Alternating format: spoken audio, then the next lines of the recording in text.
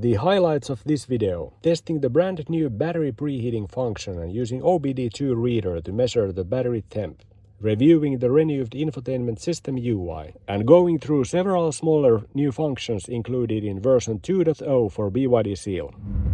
Welcome back to the Electric Seal. So in this video we'll go through... Wait a minute. What's that in the sky? Do you see that one? What on earth is that?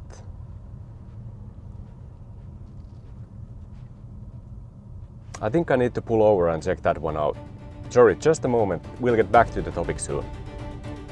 What is that thing? It's still there.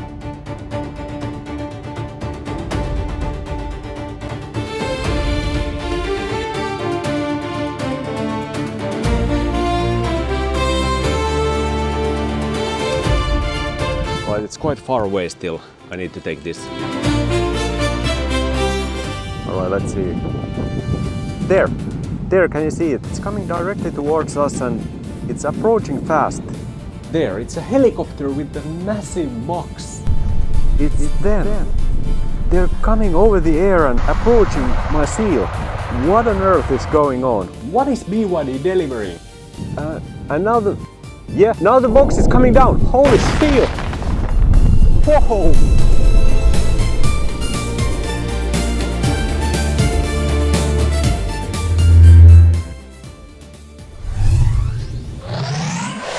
The Electric Seal. Alright, they finally dropped it. BYD released the anticipated version 2.0 over-the-air upgrade to the BYD Seal and hopefully also many other BYD cars in the near future. But for the Seal, this one arrived just a couple of days ago here in Finland and apparently across Europe as well. Maybe not quite all the countries yet, but at least I've seen reports from users from at least 10 countries in Europe saying that the 2.0 has arrived. So this time, unlike the previous bigger update which was the 1.4, which really took it was like a half a year exercise to get it rolled out across different countries and regions. At least so far it seems that this 2.0, at least speaking of Europe, has arrived quite simultaneously in all the countries or most of the countries. So hopefully that is a sign of more standardized rollout schedule. But anyway, so today is OTA day. That's of course always a day of celebration. When the updates arrive, it's a great thing and hopefully we'll see many of these in the future as well. In this video we'll start by looking at the release notes and contents of this 2.0 update. Then we'll do the actual installation, measure the total time needed, and then most importantly we'll focus on the key features and the fresh new UI and the battery preheating functionality, but also the other smaller new additions. And finally I'll give my verdict on this 2.0 update. So let's do this. Alright, but first things first, let's take a look at the release notes. You can of course access the release notes from this link here. And as usual, here are the list of new features and feature optimizations. And the first one of course is the scheduling feature, the smart charging. And like I mentioned in my preview video, this is something that some people, including myself, already had with 1.4. This is a bit of confusing to read here that there is upcoming version which has a new feature which I already have. So this update process is not yet kind of going by the book, so to say, with BYD. But I guess many people who will receive 2.0 actually get this scheduling feature first time with the 2.0. So in that sense, for them, it makes sense to list it in the release notes here. The second one is the biggest new feature, especially if you are in Northern Europe or Central Europe or any country which sees winters where the temperatures drop under 0 degrees. The battery preconditioning function is the second one, and that's now finally added to the seal with this 2.0. And this is a major promise on paper. So far it's only a kind of a title, but we will need to see how that works in practice. If you're interested in more in detailed discussion of the technology underneath this battery preheating functionality, please check my previous video, which was the 2.0 preview video. I'll discuss some of the hardware choices that they have made with the seal, which will probably affect how the battery preheating function works together with cabin heating. And of course it will be not until the winter that we are really able to test fully this preheating function. And really the stress test for the preheating the battery and keeping the cabin warm will be then in lower temperatures than -10 degrees. But here on the Electric Seal channel we'll do that testing as well then in the winter, so stay tuned for that as well. But anyway, it's a great thing to have this battery preheating function. I'm excited to have it in the seal. But then other new features in this list. There's BYD Assistant in multiple languages, and I heard that there is also Finnish language. I think that's a really surprising news. Finnish is of course so tiny language, only 5.5 million people speak it globally. But of course, that being my native language, I'm excited to try the BYD Assistant and things like custom wake words in Finnish. Let's see how that works. Also, there are more voice control features, also known as voice skills, to the BYD Assistant. But yeah, then on the feature optimizations, we have 7 things here. We have optimized the system UI interface display, and this is a very humble way to say it. This is not about any small optimization, but this is a whole facelift and redesign of the whole UI of the infotainment. So this could be even, I would list it here as a new feature because it is that significant. This is not any kind of small tweaking or optimizing some, rounding the corners or something like that. This is a bigger thing. It could be here on top of the list right next to the battery preconditioning. Then there is some optimization to the driving password function with BYD mobile app. So we'll take a look at that one. There is a cancel map speed limit indicator display. That sounds a bit controversial, and I've heard some disappointing comments about that one. Let's see how it is. Optimized system multi-language translation. That is a very fancy way to say that we have fixed typos. Optimize instrument cluster brightness adaptation for light dark mode. And then optimize the dynamic balance ability of state of charge. And then finally the 7th one, improve charging speed in low temp conditions. I would like to know more about this. Have they done something with optimizing the BMS, the battery management system, or what does this mean? But it's definitely good to get these number 2 here and number 7 here. Now when the winter is coming, and last winter was not great experience with the seal in Finland. But together with these improvements gives us hope that the charging power at the beginning of the charging, even in -10 degrees, -20 degrees, would be improved. So that's anyway the expectation based on these release notes. Alright, so that is the release notes and the content of the update, but now it's finally time to hit this upgrade button and start this upgrade process.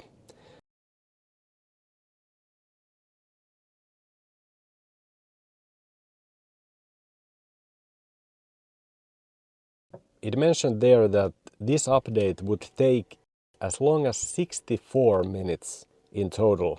I think the longest has been about an hour or a little bit more than an hour, and that was the 1.4. I think that was a little bit over an hour, but this could be even longer. This update time is of course important to take into account that if you start the update you can drive the car for the next hour or even maybe more than that.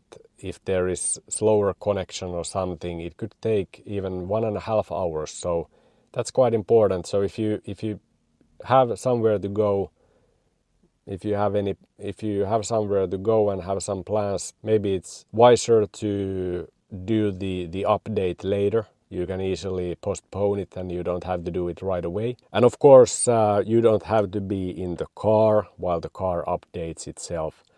I'm here just for you so that I can document this process and I can measure the time that it takes. But how normal people do this, of course, is that they start the update and then they do something else and not sitting in the car for an hour and staring the screen. That's what I do here.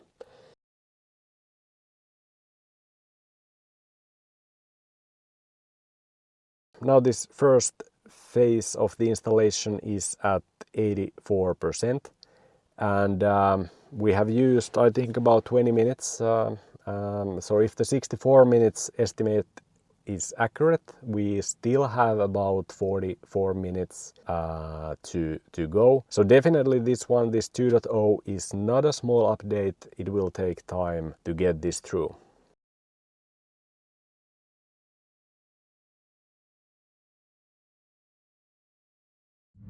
And look at that, the update finished in just 58 minutes. And here we are now on the front screen. And we have the beautiful new UI here, the refresh and the facelift UI. As you can see here at the top, there is no that kind of static solid bar anymore here, but it's more kind of airy. There is more space for the background image. And now, of course, I mean, you can't scroll left or right. So the usual application grid doesn't come this way, but it is available here. But of course, what you can do is you can order these shortcut icons to the order that you want. So for example, if I would now like to have this, well, actually I can't move this one. That's interesting. I can move these ones that are marked with the red dot, or I can remove them, but this one is fixed position and it's all the way here, like the furthest away from me as a driver. And then let's see how these widgets work. You can arrange them like this, okay, but you can't put them here. It's a bit surprising that you can't utilize the screen space here, even though, you know, everybody likes beautiful visual background images. I do myself, but I would still appreciate the customization option that the user would have the possibility to use all of the screen, or maybe, you know, 4 rows or 3 rows or something like that. Now it's just the bottom row. So basically you have the very bottom row is the shortcut menus, and then you can build on top of that the second layer. Well, let's see how that works. What is the add? All right, I want to add Spotify, and it appears there as its own tile, so to say. And then if I want to add a browser, it continues. I want to add YouTube, let's say file manager, arcade, smart charging, let's add DVR. Okay, so you can add all the apps that you want here. Okay, so this makes actually the situation a little bit better, that what I was explaining, that my kind of intuitive expectation for the UI would be that swipe would do something. Now swiping from the middle doesn't do anything, but here I can still utilize the swipe to access the applications, and I can order the applications to the order that I want. So the most useful I can set right in front, which then makes it easier to access those while driving. So that makes sense, but we have to see how that works in practice. And then this application grid is more like how it was presented earlier. This was the way to access applications previously. Now it's kind of, let's say it's a bit of a legacy now. It's below this application grid button like this. And the primary way to access applications is now through this swipeable row at the bottom of the UI. I think it might work. I need to see that in practice when I use it for some time. It's a pretty simple one, I think, you know. And of course if I want, I can change the order also like this, that the CarPlay is right next there, or even the very first thing.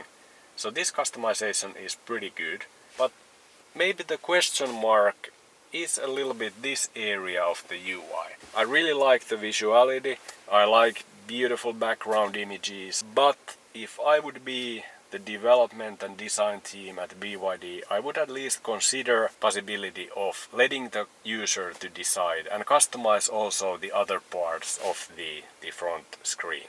Maybe even, you know, pinch zoom the size of the widgets so that, you know, you could really make them tiny. Some are really tiny, some are much bigger, and so enable really flexible kind of a customization.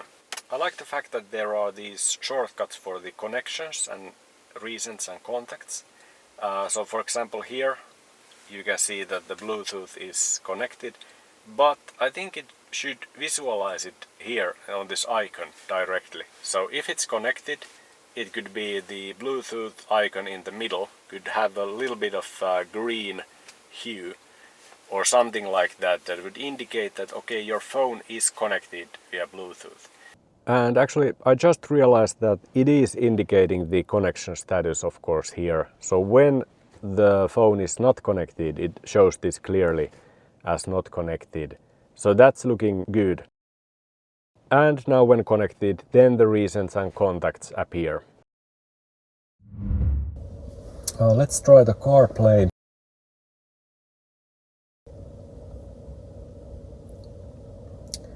Okay, CarPlay seems to work the same. Of course, the bottom shortcut menu still stays over, and also the top bar is now this kind of a solid background color. So kind of a real full screen for the CarPlay would be great to have as an option. But next, let's try to find the battery preheating functionality, which is the key feature in this 2.0 update. So where would you go looking for it? Well, of course, the settings would be the place, and probably energy. There is, and there it is. Under charging and discharging, there is battery preheating, on or off, and let's see what they say here in the info. So turn on this function before charging at low temperature, which can reduce DC charging time. After the battery temperature reaches the appropriate range, the function is automatically turned off and needs to be re-enabled next time. Okay, so clearly this is the first version of this functionality. So let's turn it on. After battery preheating is enabled, the battery will be heated to temperature range suitable for DC charging. However, this process will increase your energy consumption in the trip. Make ensure that the power is sufficient to reach the charging point. Enable? Well, I guess it's good to double check that from the user. I would prefer a UI that does things intelligently but doesn't have to explain that much. I mean, it just works. That is the goal of these type of functions. And take a look at this. We actually have the coldest morning this season today. It's only 2 degrees Celsius, and this is under the limit where the battery starts to require heating.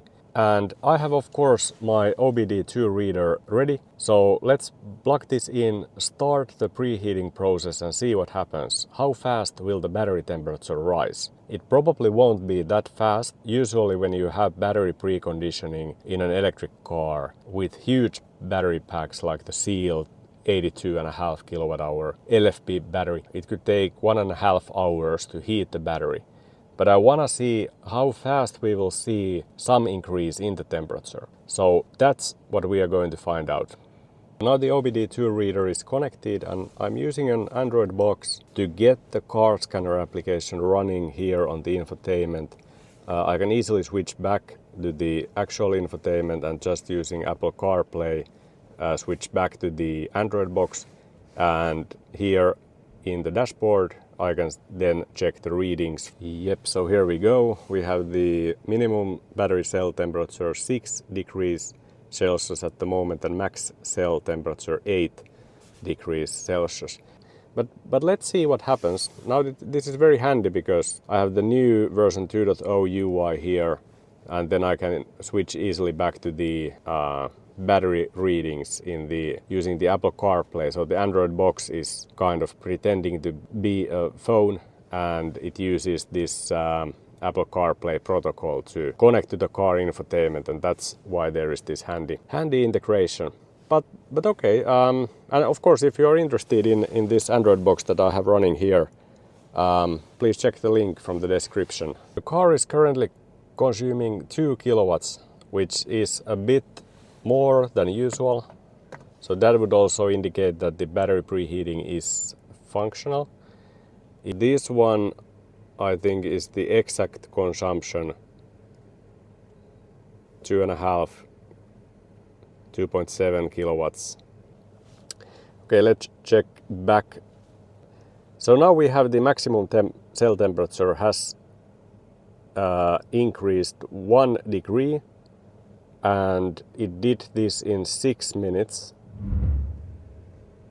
And now you can see that there is the maximum cell temperature is 2 degrees up in about 15 minutes, and minimum cell temperature is 1 degree up, that one as well. So it is slowly heating up the battery, and seems like that the battery preconditioning is working, but of course this is just a quick test, and we need colder temperatures and we need longer heating sessions, which I certainly will do in the next videos. And here is the smart charging and the scheduling of charging, which was one of the new features mentioned in the release notes. However, like I mentioned, it was already included for some of the people with 1.4, but now it's here, I think, for more people. So here you can set the charging start time and end time, and you have the option to charge to 100%. The obvious thing that they still should add here is the option to set the charge percentage. That's kind of a weird that they have missed it, even though the Blade LFP can be charged to 100% without it suffering from it in any way, just if you start driving quite soon. Of course, even the LFP battery will suffer if it stays at 100% like many days. But still, I would like to see charge to 90%, 80%, whatever you could set your own percentage. What is the custom here? Yeah, the custom just brings the weekdays. So this is pretty good, but it's not fully there. One of the things in this update, a little bit surprising, was I think the removal of the speed indicator on the map display. So let's see if that is true. So at least here I don't see the speed indicator. Now if I put the car to drive. So yeah, it doesn't display the speed on the map anymore. Also, I heard some user reports that they have been missing the estimated state of charge at destination in the map. So maybe we'll try that one. So previously you could tap this trip progress bar to get the estimated state of charge at destination. Now in this version it seems that this doesn't do anything, but it is actually here that you can access the trip summary. So there is the state of charge at destination. Also the air conditioning view has been renewed, even though they didn't mention anything about this in the release notes. I think they could have mentioned. There are new things, for example this green excellent, which I think is the outside and inside air quality. Air purification status is excellent. The seat heating and ventilation and the heated steering wheel UI looks different than before, but basically it is the same. Let's test that everything works. Yep.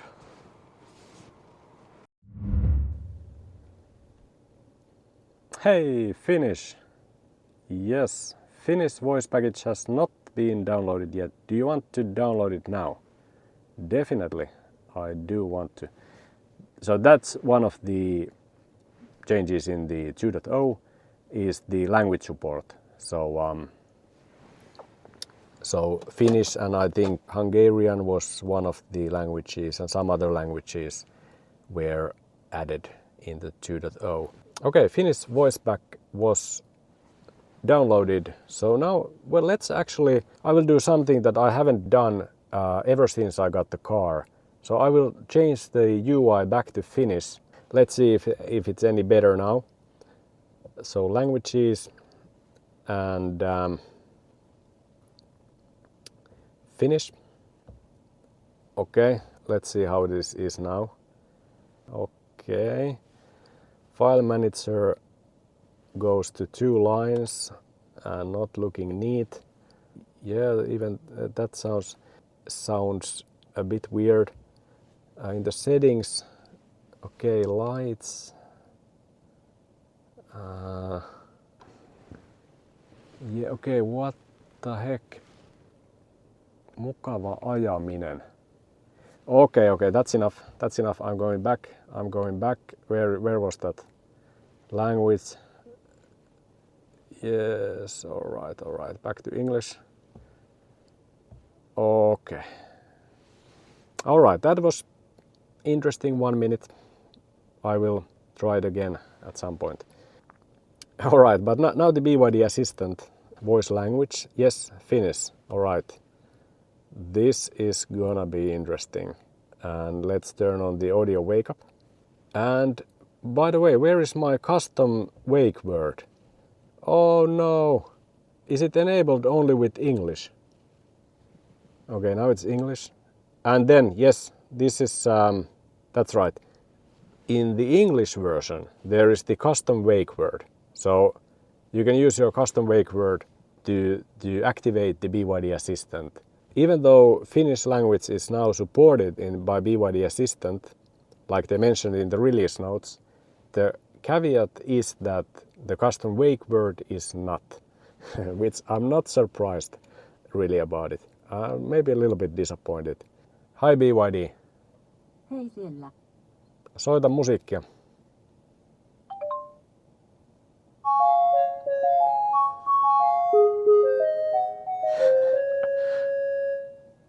Hi BYD.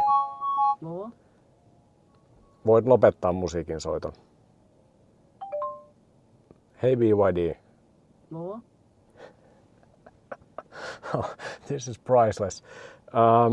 Näytä kartta. Ei ongelmaa.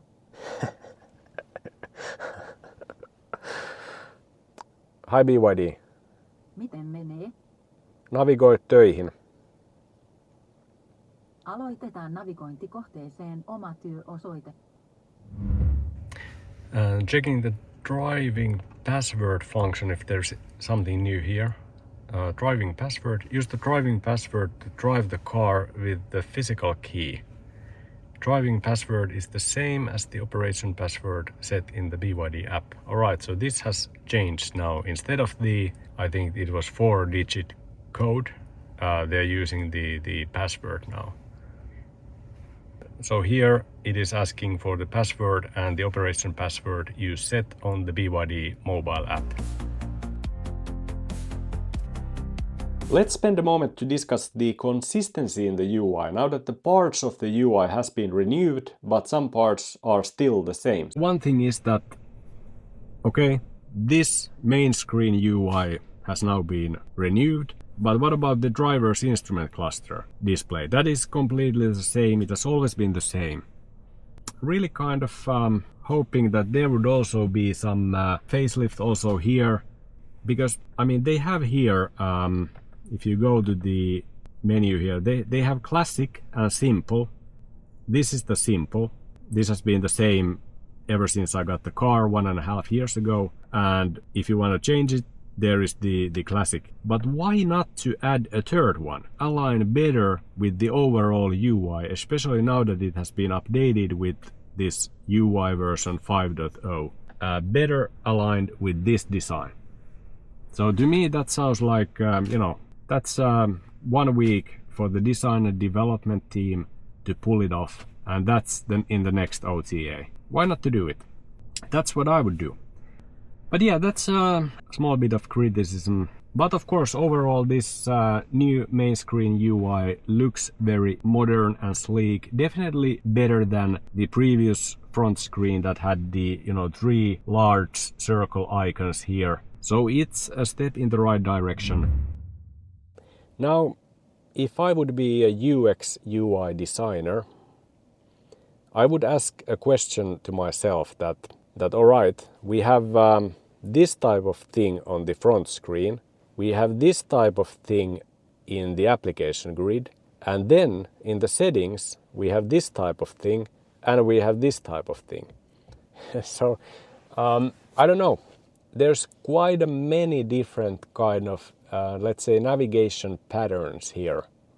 There are the tabs, there is the vertical side menu, there is the shortcut menu, and there is the swipeable kind of application bar here. And of course there is this drop-down menu, which is again a little bit different logic than the bottom shortcut menu. You can drag and drop here as well, but slightly different than the bottom bar. And then the header bar here has also clickable icons, so you can switch functions also through this. And this kind of shortcuts can be found, and this kind of pop-ups, and finally this update dialog. So there is a lot of different UI elements here in use. And I don't know, there's quite a bit going on, and time will tell how usable this is. I think it's pretty usable. Is it optimal? To me, based on the first impression now with the new front screen, combined with the old settings, combined with the old application grid, probably not optimal yet. I think there are ways that you can simplify it and use less of these navigation patterns and really build a holistic UI. Alright, so version 2.0 for BYD Seal has now been installed and reviewed, and I think it is a very good update, but clearly not perfect. It leaves a little bit room for higher expectations, especially regarding the customization that could be more flexible, and also the consistency of the UI in different parts of it. It feels quite extensive mix of different ways to navigate and different type of menu structures. So I don't know if this was the biggest update ever. I think the original 1.4 was still maybe a little bit bigger, because it introduced things like BYD Store, the BYD Arcade and the games and the apps, or maybe it was 1.3. But nevertheless, 2.0 was a big update for sure, and it brought the car software in the right direction, but maybe the expectations were still a little bit higher. So definitely for the next over-the-air updates, my wish would be some of that missing core functionality that would really add value for the drivers of the Seal which is the top of the list in the idea board feature requests. Basically, there is the navigation integration to the driver's instrument cluster, head-up display. There is the Sentry mode. There are those type of big wins that BYD could take if they really put their effort into it. So that's my wish. Great to have UI refresh, great to have facelifts, and great to have those type of incremental development. Of course, the battery preconditioning is a major new feature. We have to remember that that's included in 2.0, and that's a great thing to have. But still, expectations for the rest of the year and next year for the Seal software remain high. And let's see what BYD can pull off. So that was the video today. Hopefully you enjoyed watching this one, and please let me know in the comments your opinions on 2.0, and of course remember to subscribe to the channel if you haven't yet. But anyway, thanks for watching and see you in the next one.